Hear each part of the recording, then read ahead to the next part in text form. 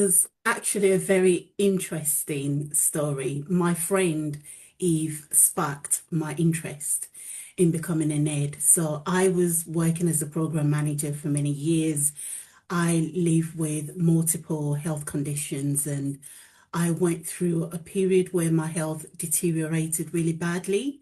And when I came out of that, occupational health didn't clear me for work, and it was the right decision, and I agreed with it.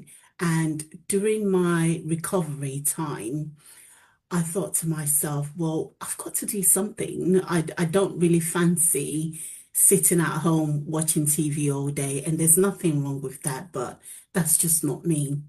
And I was doing a skills audit, so my skills, what I enjoy, what I would like to do, but I was really getting nowhere. And I spoke to a few people within my very close inner circle. And it was Eve, my friend, that said to me, have you considered being a non-executive director? And I was like, what's that? She told me a little bit about it. And I was like, nah, that's not me. I don't see anybody that looks like me or like you in that role. But it was just playing on my mind a lot. So I did some digging, did some research, and I thought, why not? What have I got to lose? And as they say, the rest is history. Fabulous.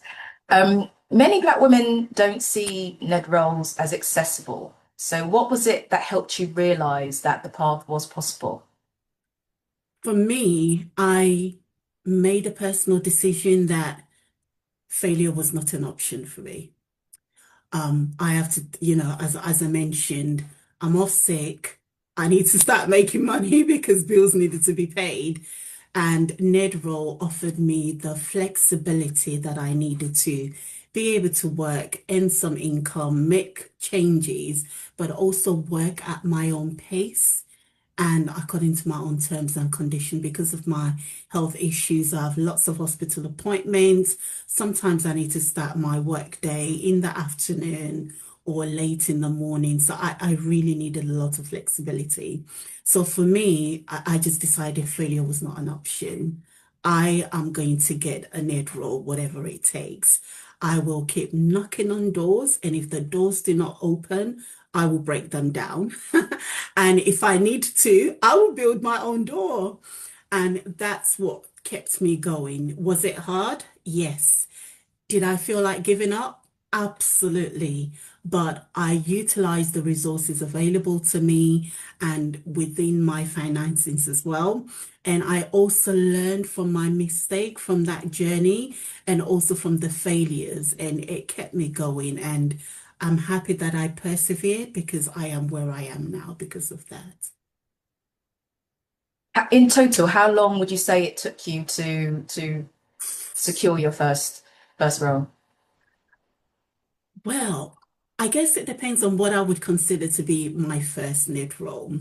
So within, I think about 3 months, I got a chair role, but this was a minor role. It was a chair of an advisory committee for a hospital trust close to me. So I was really, really pleased about that. But it's one of those ad hoc roles. But the actual non-executive director role, the one that I got, I would say took just over a year. So it did take a while. And there were many times that I just felt like giving up, but I persevered. So, before your first board role, what assumptions did you have about what a NED actually does? Well, I had an assumption that NEDs attended lots of meetings. They do lots of talking, they read papers, they make recommendations, and somebody else picks up the action and get the work done, which is mostly true, but we also do pick up actions as well. What I didn't realize until I did more research and I upskilled myself and took some training and certification was that NEDs are actually legally accountable. And we need to make sure we know what's happening at the leadership level, but also at the ground level as well. Because if things go very wrong, we can go to jail, and I do not fancy going to jail. So that was something that I did not know. So what surprised you most in the first 6 months of your role? A few things surprised me in the first 6 months, and that was the sheer amount of papers that I had to read and assimilate. Now, reading the papers was no issues. I'm used to reading reports, writing reports, etc. But it was understanding what it was that I was reading, knowing what lens to look at things from, and what questions to ask and recommendations to make. That really, really surprised me because I thought it would be very easy. Oh, I'll read a paper an hour and I know everything that I needed to know. No, it does not happen that way. The way my brain works and the way I like to process things.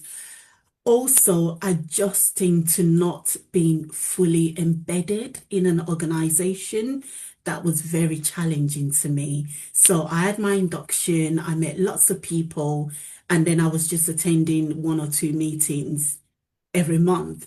And that doesn't really give you an opportunity to know the organization, know the people you're working with, know their temperament, get a feel for the culture. So that really surprised me. And I actually struggled with that. I'm not going to lie. So I found it very surprising and challenging, but I've adapted to it now. What was the struggle that you were coming up against in that way of working?